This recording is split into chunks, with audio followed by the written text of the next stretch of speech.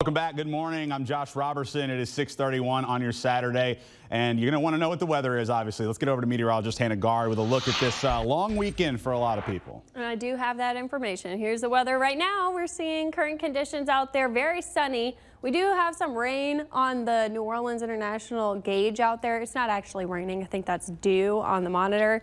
But we're seeing the temperatures sitting in those upper 60s in Gonzales, Hammond, areas that it rained yesterday. It's actually a little bit lower than yesterday, but elsewhere we're seeing mid 70s in Galliano.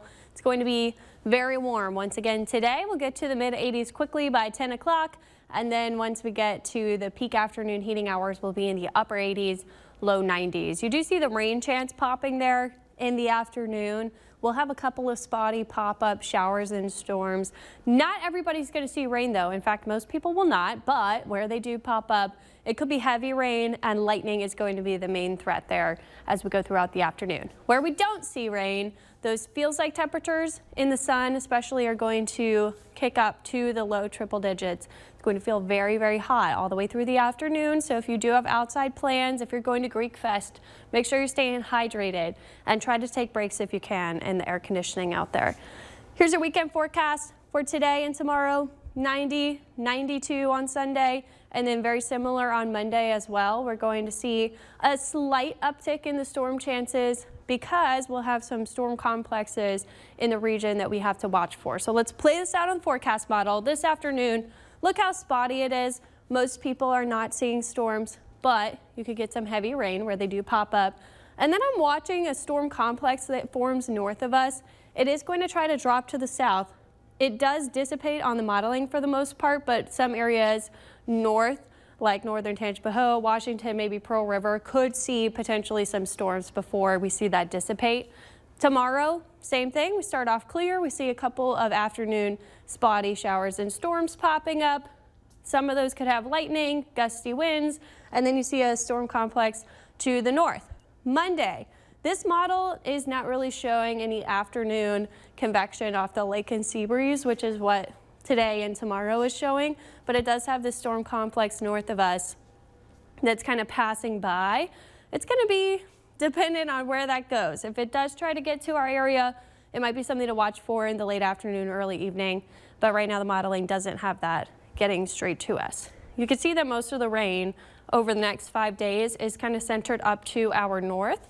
We're just mostly seeing afternoon convection today, tomorrow, and Monday.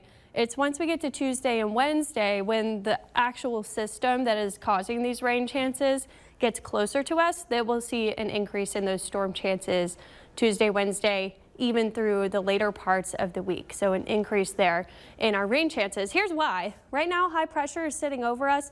It starts to deteriorate a little bit and move to the south. You can see some of those orange colors trying to move in.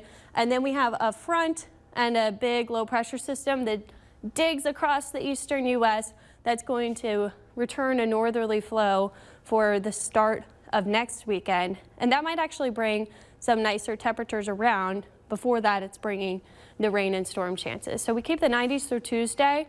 Then as the rain increases Wednesday, Thursday, we're in the upper 80s. Friday is when we start to see maybe a little bit of that nicer flow coming in from the north, dropping us to the mid 80s. Now we are looking at the tropics because we're getting closer and closer to hurricane season. There's an area in the eastern Pacific with a high chance of tropical formation. This likely will become a named storm and the first one of the Eastern Pacific season, which officially started May 15th. So it's a little bit behind schedule for us. No development expected in the next 7 days, and we still have about 8 days to go before the official start of hurricane season. So we like to see nothing expected out there right now. We're mainly just watching what's going on here, which is heat, humidity, definitely feeling like summertime for Memorial Day weekend. Just keep the weather app handy. If you get those lightning notifications from our Fox 8 weather app and it's nearby, that's when you know to head inside, Josh, especially if you're at the pool or outside.